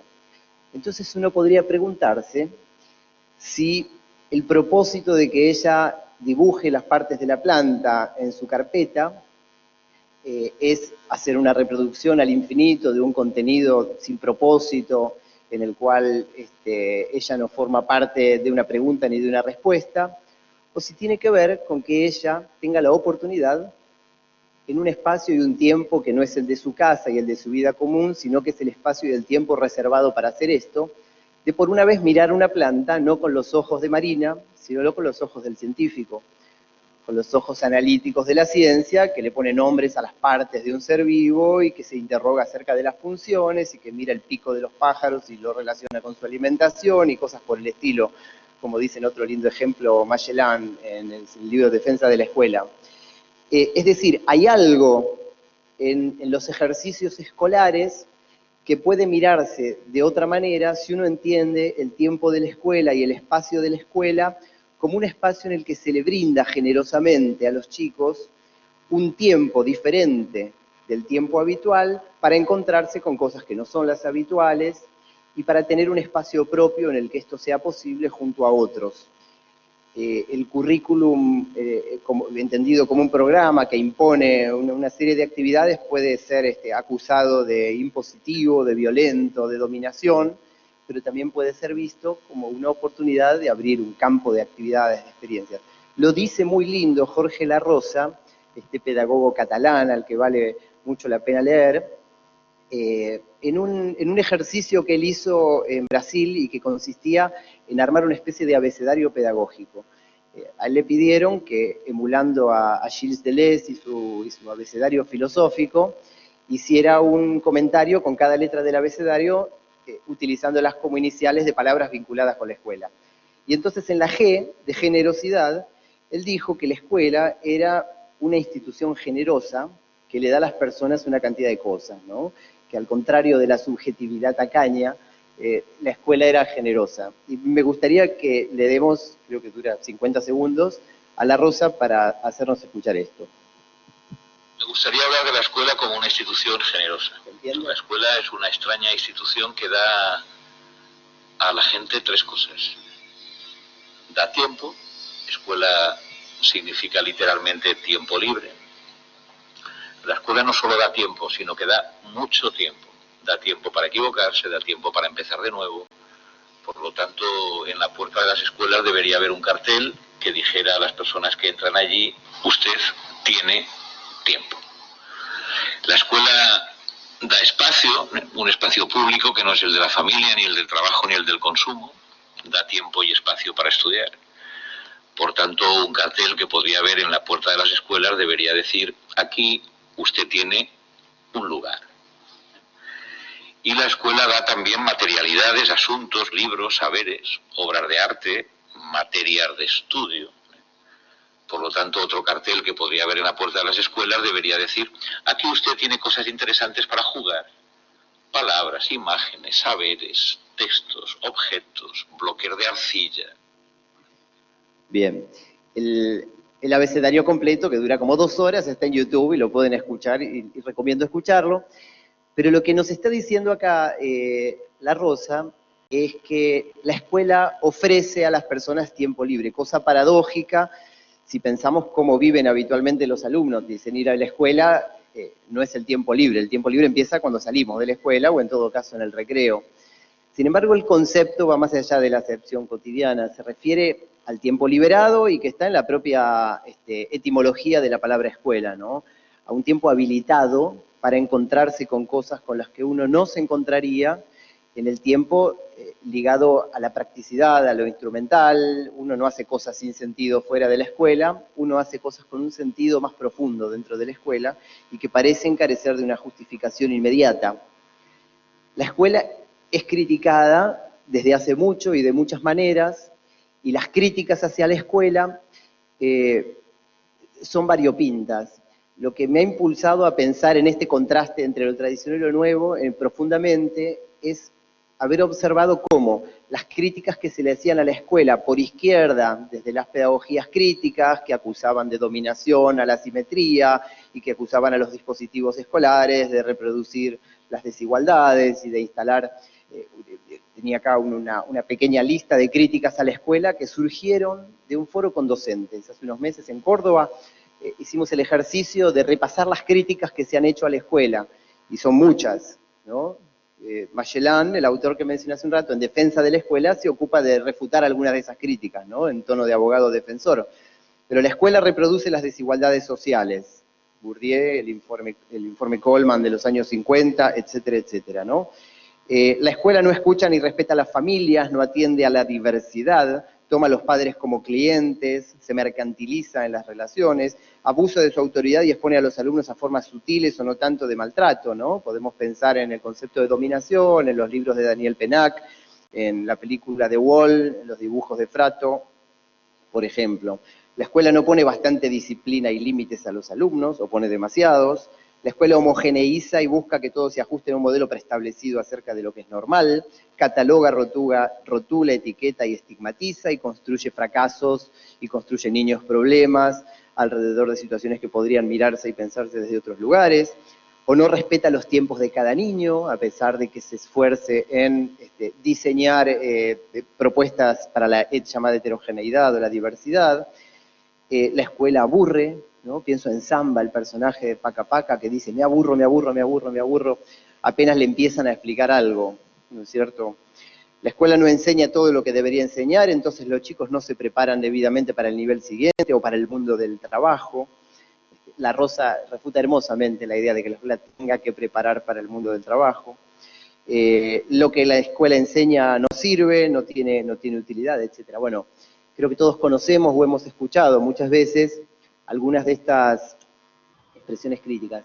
La cuestión es que, hecha el ejercicio de interrogar críticamente a la escuela, la palabra crítica, que no significaba señalar los defectos de algo, la palabra crítica en ciencias sociales no significa criticar, literalmente significa poder mirar desde un lugar complejo, profundo, especialmente sensible a la dimensión política e histórica, los problemas, se ha convertido en un argumento mucho más de derecha, en el cual destruir la escuela pública y reemplazarla por una visión del docente como emprendedor, gestor del cambio, que ejerce cierta forma de liderazgo y que gestiona el cambio hacia la calidad total y cosas por el estilo, en este lenguaje mercantilizado y empresarializado y economizado que ha invadido la jerga pedagógica, hacen que se produzca un efecto ensalada en estas críticas a la escuela, ¿no? En la que hay muchas cosas juntas que parecen estar diciendo cosas opuestas entre sí, y entonces posicionarse por la escuela nueva y en contra de la escuela tradicional puede significar tanto una preocupación por los efectos sociales, sistema de las relaciones de enseñanza, como puede significar también un desprecio profundo hacia los efectos sociales de la escuela, hacia su base popular, hacia su sensibilidad, hacia una construcción colectiva y hacia las utopías en las que la escuela se sostiene. Machelen plantea esta cuestión también del tiempo libre y de la conversación y tiene una expresión muy linda en ese sentido. Dice, la escuela es el lugar en donde se expropian las riquezas culturales y se las pone al servicio del bien común. ¿Sí? Se expropian las riquezas, y expropiar es sacar de las manos privadas y ponerlas en un lugar público. Por eso el tiempo escolar es un tiempo en el que los niños se encuentran con estas riquezas que han sido expropiadas para que se les sirvan a ellos. Y hay una defensa de la escuela no como lugar de aprendizaje, no como lugar de placer tampoco, sino como lugar de estudio en ese sentido. Porque lo que une, la actividad que une a los alumnos con esas riquezas culturales en un tiempo pautado dentro de la escuela, si bien por supuesto el aprendizaje es un poco oscuro para nosotros, ¿no es cierto? No sé si la evaluación incluso puede medir casi en ningún caso el aprendizaje, pero sí puede constatar el estudio, y cierta defensa del estudio está apareciendo en las discusiones pedagógicas como una manera de empezar a mirar desde distintos ángulos estos dilemas, ¿no? Muchas de estas críticas también tienen la posibilidad de ser miradas desde el concepto de cuidado, ¿no? Los médicos han sabido durante mucho tiempo separar el cuidado de la cura. Al médico le corresponde mirar al paciente desde lejos, diagnosticarlo, mirar los estudios clínicos y las placas a la luz de la lámpara, sancionar un diagnóstico y prescribir un tratamiento, sin tocar ni mirar muy de cerca al paciente, que es una especie bueno, es una enfermedad, no es un paciente y no es una persona. Estoy yendo, por supuesto, al extremo de las prácticas médicas alopáticas más perversas. ¿A quién le corresponde el cuidado? A la enfermería. En la enfermería el concepto de cuidado es central y hay mucha investigación, mucha filosofía desde ese lugar para pensar la noción de cuidado y todos los apéndices que tiene y las maneras de ser pensado. Esta separación de la cura y del cuidado puede pensarse también en el terreno educativo, ¿no? La enseñanza y la educación incluyen al cuidado. En educación, por suerte, no está tan separado como en el mundo de la medicina, pero hay una definición de educación que se usa mucho en las clases de pedagogía, que la recupera Stanislao Antelo en algún texto, que él dice que educación es el conjunto de operaciones históricas tendientes a recibir, cuidar y formar al cachorro humano, al recién llegado, dándole herramientas, conocimientos para que se oriente en el mundo. Algunas escenas cortitas. Voy a pasar algunas cosas de largo, dado el tiempo breve. Este libro se llama Elige tu propia aventura, y yo lo leí a los 7, 8 años, y no sé si seguramente muchos de ustedes también, porque es un libro que era muy popular en aquella época, y es un libro que uno empieza a leer una historia en la que se le habla a uno en segunda persona, tú eres un detective, debes resolver un crimen, bueno, si vas a ver al conde al castillo, pasa a la página 28. Si decides, en cambio, escribirle una carta, pasa a la página 53. Y así uno va, digamos, el derrotero de la historia está un poco subordinado a las opciones que uno elija.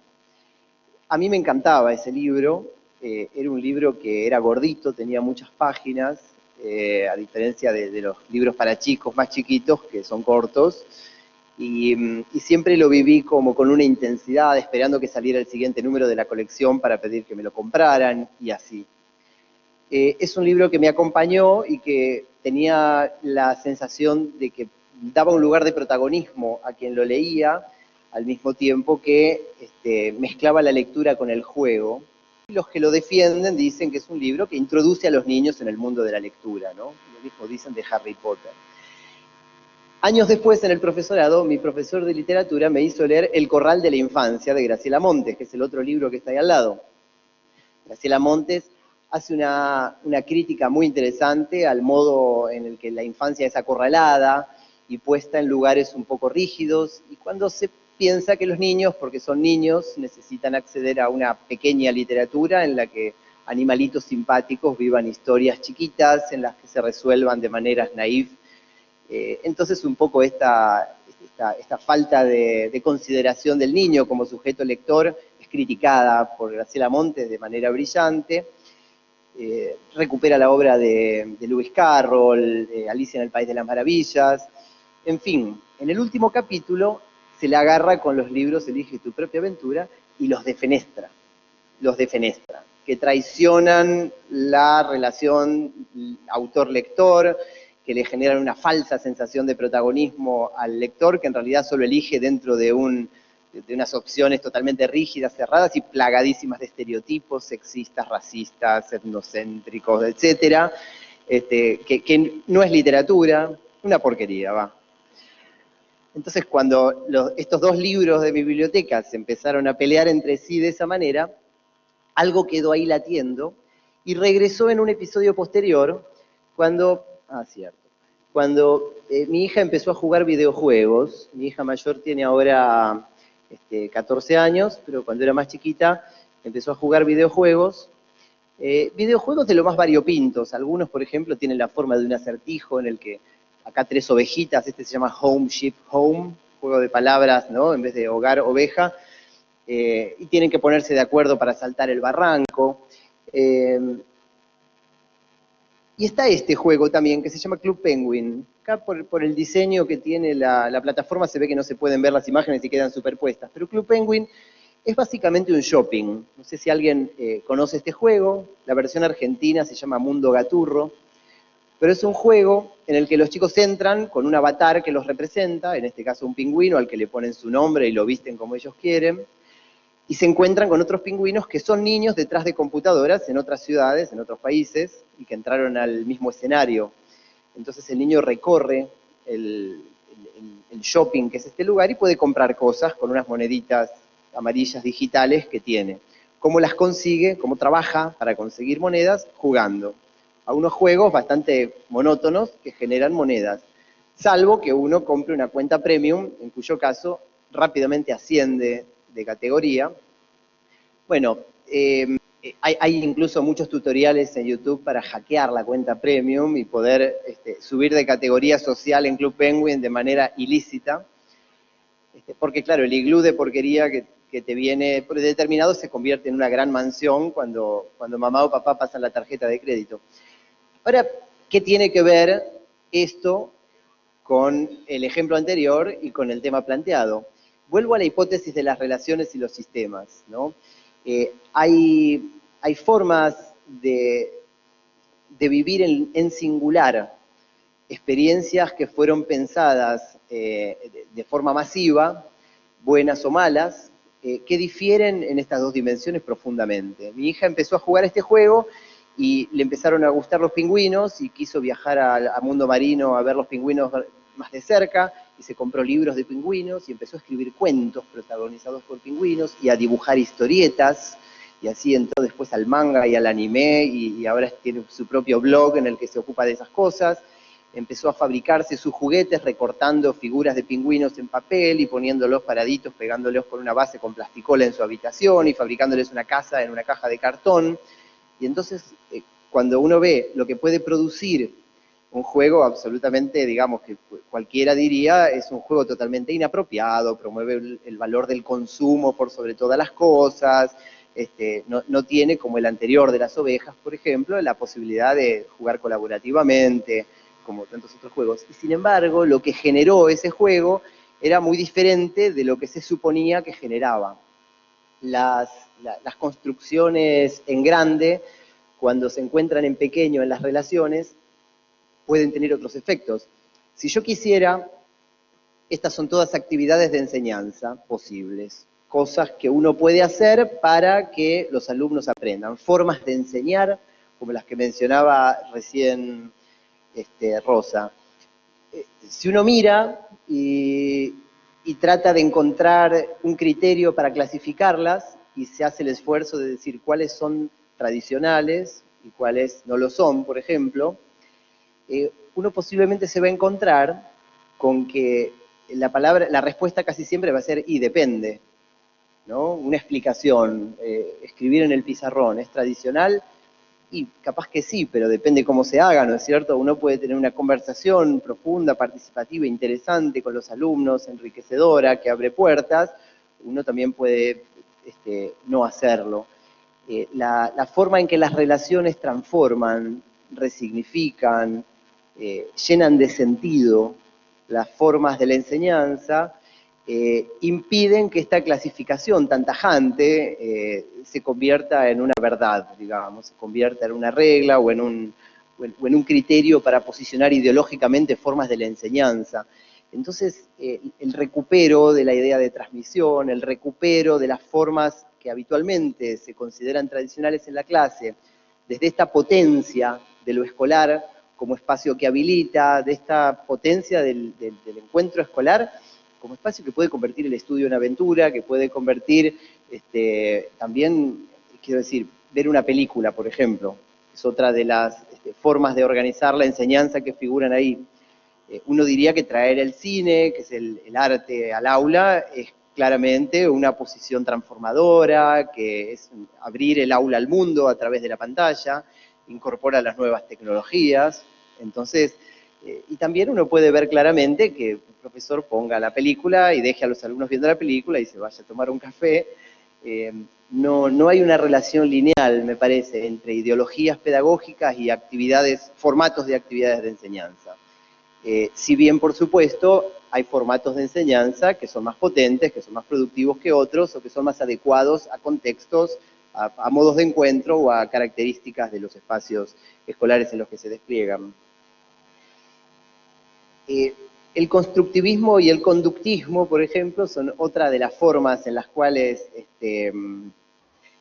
adquiere entidad esta dicotomía, ¿no? Solo que cuando uno dice esa maestra es muy conductista, uno no está diciendo que niega la conciencia o que piensa que los estímulos y las respuestas esto o aquello, sino que se utilizan más como formas amplias de hacer referencia a posiciones más rígidas o que dan más o menos participación a los alumnos. Sin embargo, si uno profundiza, por ejemplo, en la psicología conductista, uno encuentra referencias, la máquina de enseñar de Skinner, por ejemplo. Creo que tengo una imagen de la máquina de enseñar de Skinner acá. Sí, acá estaba. La máquina de enseñar de Skinner, Skinner la presenta y la plantea como una superación de la clase tradicional. Si bien el conductismo y uno de sus máximos referentes en el discurso cotidiano es puesto como el arquetipo de la posición tradicional, las propuestas educativas de Skinner eran planteadas en ese contexto del laboratorio de psicología de Harvard de los años 50, como una propuesta revolucionaria, porque el niño, en vez de escuchar a su maestro hablar junto a los demás niños que tienen que seguir al mismo ritmo que habla el maestro, una clase en la cual ellos solamente son receptores más o menos pasivos, el niño encuentra una pregunta en la máquina o un ejercicio al que le tiene que dar una respuesta, y esa pregunta enseguida ve la respuesta correcta, y entonces el niño dice, se encuentra con la pregunta, 1000 más 1 es, y el niño escribe en la página, en la máquina de enseñar, 2000. ve la respuesta correcta, 1001, y dice, ah, no, qué tonto, lo puse mal. La siguiente pregunta dice, 2000 más 1 es, ahora no voy a poner 3000, ahora voy a poner 2001. Es decir, cada pregunta le da una pista al alumno al conocer la respuesta para dar una respuesta correcta a la pregunta siguiente. Skinner afirma que la máquina de enseñar es mejor que una clase para algunas cosas, porque le permite a cada chico ir a su ritmo, porque le permite ver enseguida la respuesta a la pregunta y entonces la corrección no tiene un sesgo evaluativo y no se siente juzgado si se equivocó o no, porque esto sucede en esta interacción y sobre todo, dice, a los chicos les encanta la máquina de enseñar porque es divertida, porque rompe un poco con la rutina conocida de las clases y les permite interactuar de una manera más o menos lúdica con estos aparatejos. Pero Skinner, escúcheme, ¿y no hablan entre sí los alumnos? Está cada uno sumergido en su máquina. Entonces Skinner respondería, no, por supuesto, la máquina no la usan todo el día, la usan un rato y después hacen una ronda y conversan. Skinner, pero hay solo una respuesta correcta para cada pregunta. Sí, hay una respuesta correcta en el ejercicio de la máquina, pero después se pueden discutir otras respuestas y además la máquina no es para estudiar filosofía, es para estudiar preguntas y respuestas en las cuales es menos problemático que se utilice una sola de las respuestas disponibles. Skinner escribió una novela llamada Walden 2, ahí está la tapa de la novela, en la cual dice cosas como las siguientes.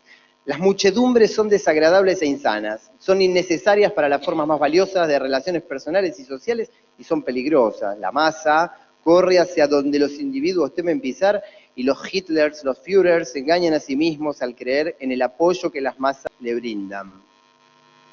Este es Skinner, el padre del conductismo, ¿no? Lo que está planteando en este fragmento de su novela. Algo va mal cuando lo que hay que salvar es el sistema y no la forma de vida a la que el sistema debería servir, nos dice Skinner.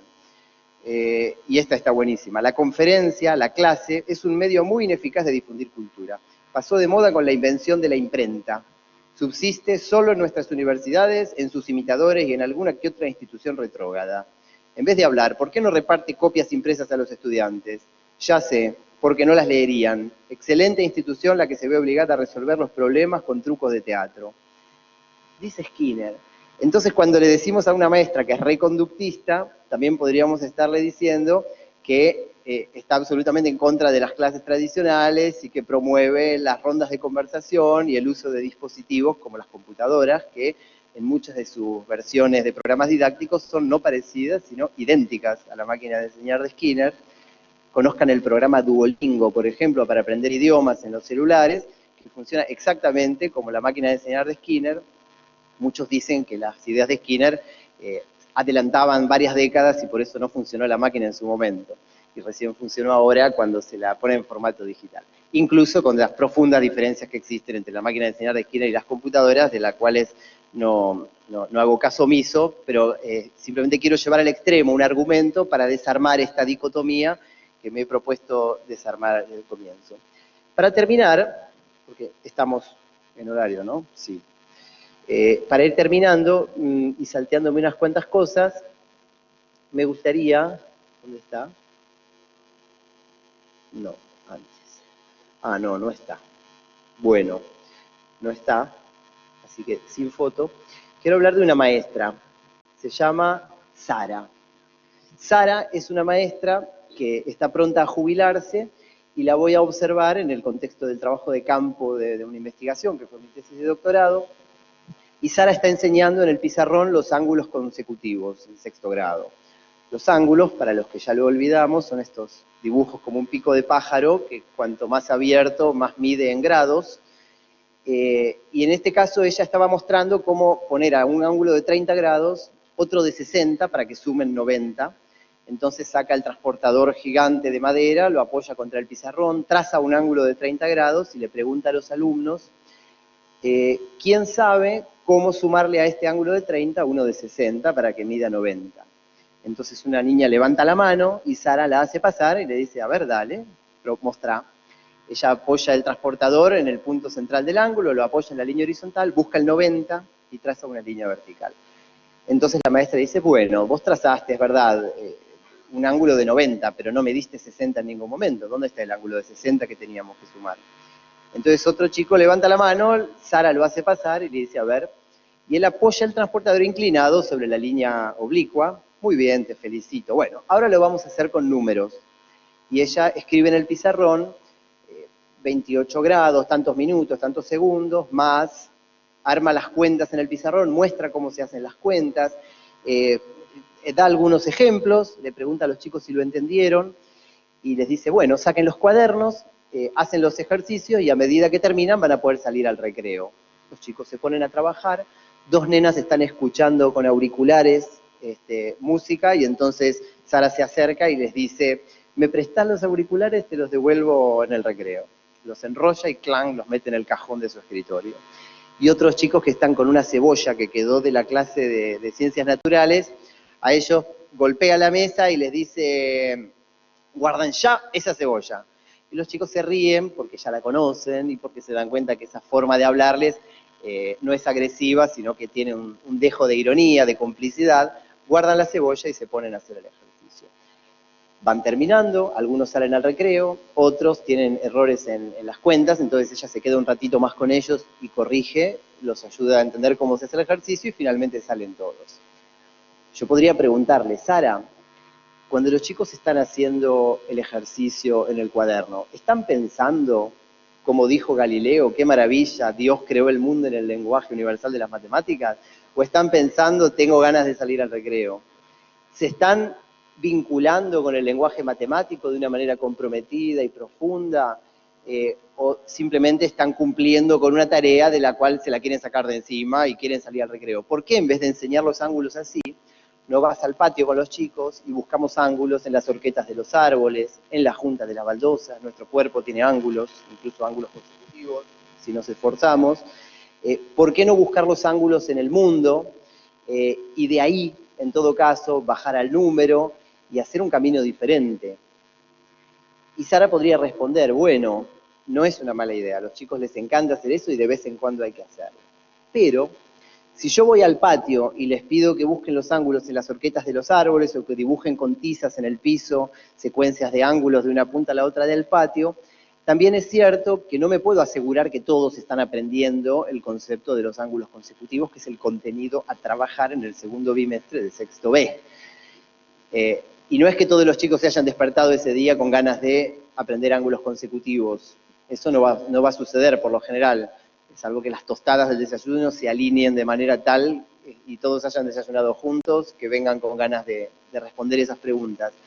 Es más, diría Sara, si yo sistemáticamente enseño de esa manera, algunos chicos van a salir al patio y van a conectarse profundamente con ese desafío intelectual que representa el ángulo, otros van a ir y van a ocupar lugares secundarios en el juego sin conectarse realmente con el desafío cognitivo que supone ese juego, y otros van a ir al patio y no van a hacer nada.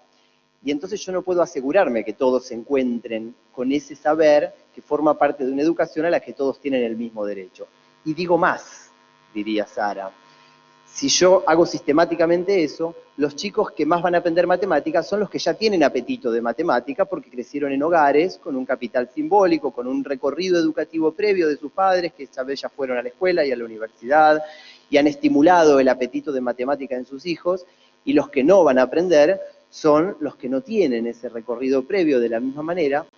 O sea que tu idea progre hace que los ricos le vaya mejor que a los pobres en la escuela.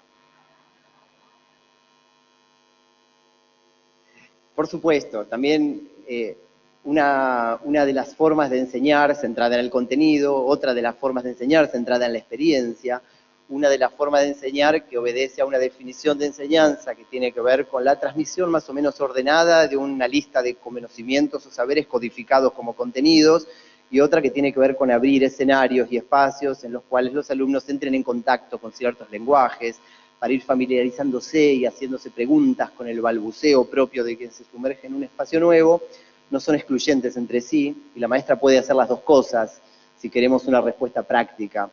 Pero el planteo de Sara es un planteo que, de nuevo, compromete, problematiza, por lo menos pone en duda esta definición sobre la que creemos tener tantas certezas entre la distinción entre una enseñanza nueva y una enseñanza tradicional.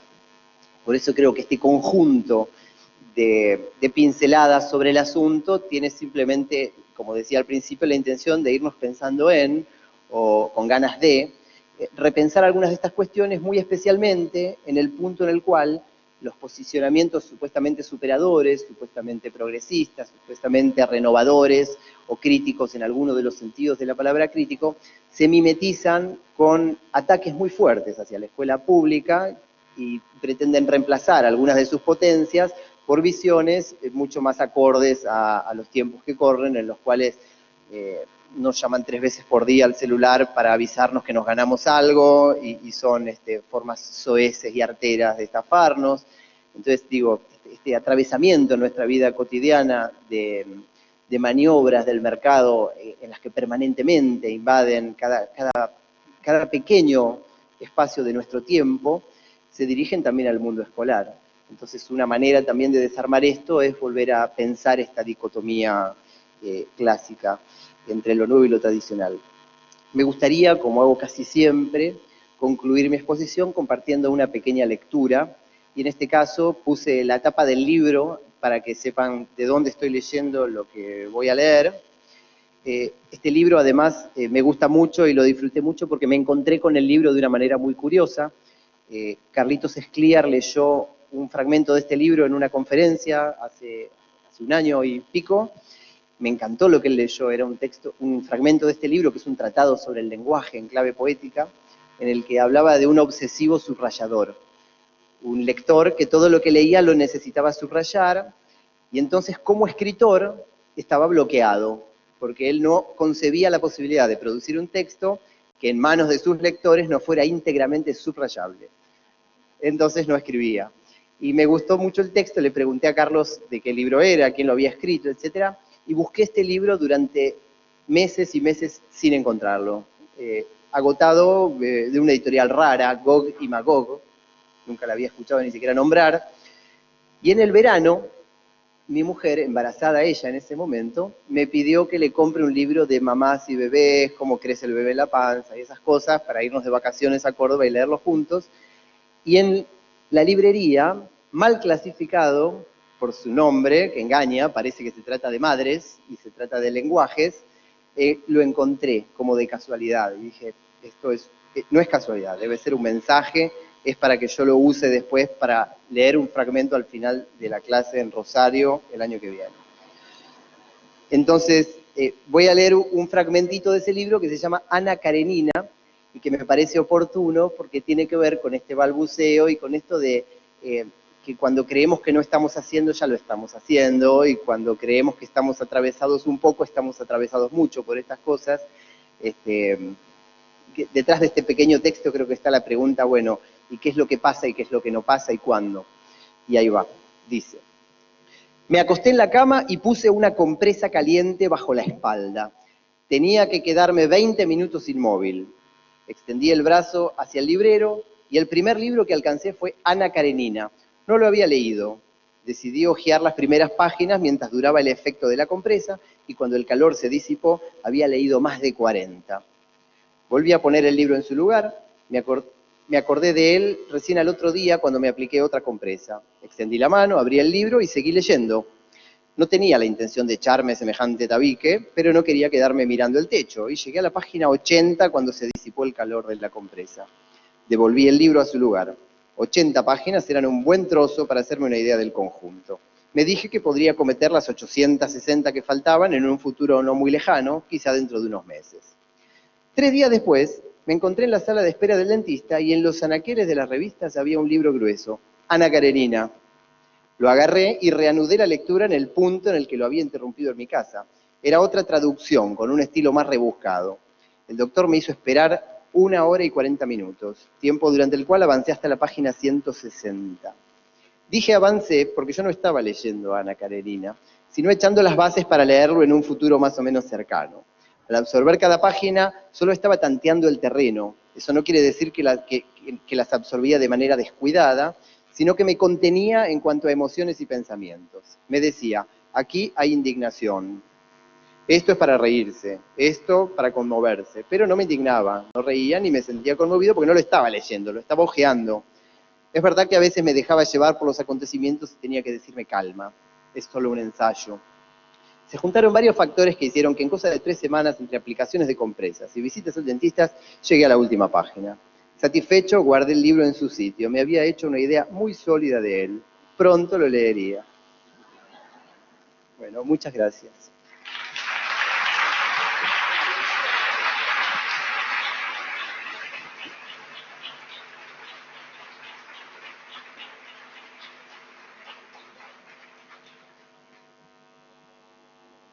No sé si hay... si vamos a usar papelitos o preguntas.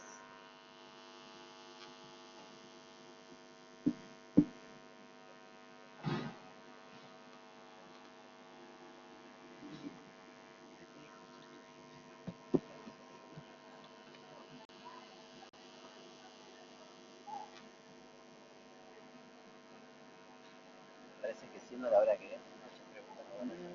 No, creo, 1:10.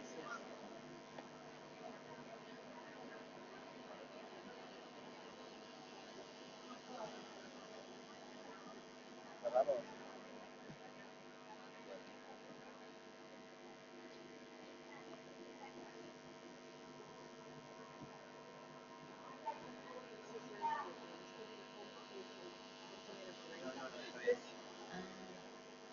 ¿Alguna pregunta para hacer? ¿Algún comentario? ¿Algún aporte? Estamos un poquito excedidos de horario. Sabemos que algunos de ustedes van a viajar, pero no sé si tienen alguna interrogación, comentarios, aportes. La verdad que agradecerles a los dos, maravilloso, excelente, los aportes nos enriquecieron muchísimo, ambas conferencias. Bueno, la verdad que los despedimos nuevamente con un fuertísimo aplauso.